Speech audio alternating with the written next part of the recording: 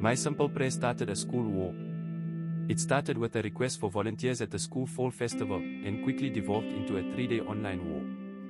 I just wanted to offer a quick prayer before the event, but apparently, in our increasingly polarized world, even that's become a battleground. The parent group page for Maplewood Elementary was usually pretty tame. Announcements about bake sales, reminders about field trips, standard stuff. Then Principal Thompson posted, calling all volunteers. We need help with games, food stalls, and setup for the fall festival next Saturday. I commented, happy to lend a hand. Would it be alright if I offered a brief prayer of blessing over everything before we open? Just a quick one, wishing everyone a fun and safe day. Within 5 minutes, the floodgates opened. Seriously, someone named Brenda wrote, this is a public school. Separation of church and state, remember. Another chimed in, absolutely not. We have so many diverse families here, a prayer excludes those who don't share that belief. I took a deep breath. I knew this could happen, but I had hoped for better. My initial thought was to just delete the comment and let it go. But something felt wrong about backing down from simply expressing gratitude and wishing well. So I typed, hi Brenda, you're right to raise that concern. My intention wasn't to impose anything on anyone. It's more of a personal tradition for me, a way to feel centered before volunteering.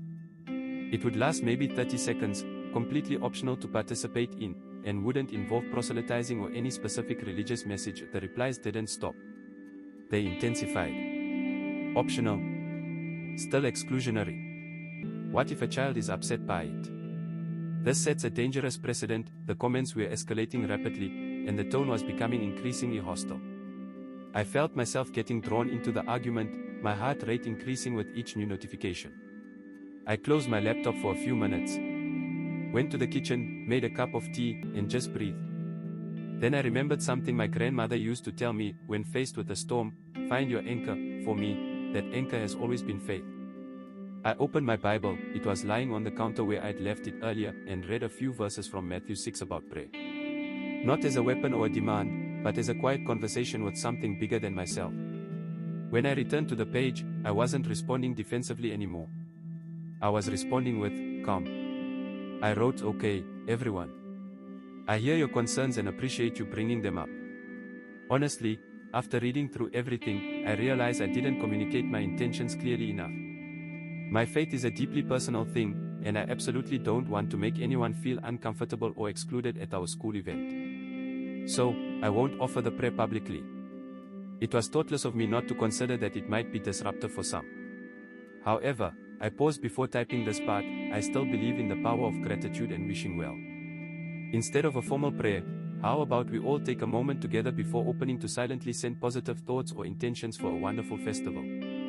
It's inclusive, respectful of everyone's beliefs, or lack thereof, and still allows us to start with good vibes. The silence that followed was deafening. I braced myself for another wave of criticism. Instead, something unexpected happened. A few minutes later, Brenda replied, wow. That's really thoughtful. Thank you for understanding. Then another parent chimed in, I agree. A moment of silent positivity sounds lovely. The tide had turned. The hostility vanished, replaced by a sense of relief. Agreement. More and more parents expressed their support for the revised plan. Even Principal Thompson responded, that's a brilliant solution. Thank you for your understanding and willingness to compromise. The debate marathon was over. It had lasted almost 3 days, filled with accusations, misunderstandings, and a whole lot of digital shouting. But it ended not with division, but with an unexpected moment of unity. At the fall festival itself, before we officially opened, I announced to the volunteers, let's all take a moment to send positive thoughts for a fun and safe day for everyone here. We stood there, a small group of parents, teachers, and staff, silently wishing good things. It wasn't a prayer in the traditional sense, but it felt just as powerful. And you know what? The festival was amazing. Everyone had a great time, the kids were happy, and no one complained. I realized that sometimes, the most effective response isn't to dig your heels in or fight for every inch of ground. Sometimes, it's to simply listen, acknowledge others' perspectives, and find common ground rooted in kindness and respect, principles Jesus himself taught. It was a reminder that even in the midst of disagreement, faith can be an anchor, guiding us towards understanding and peace, and that sometimes, a little bit of grace goes a long way. Comment your take.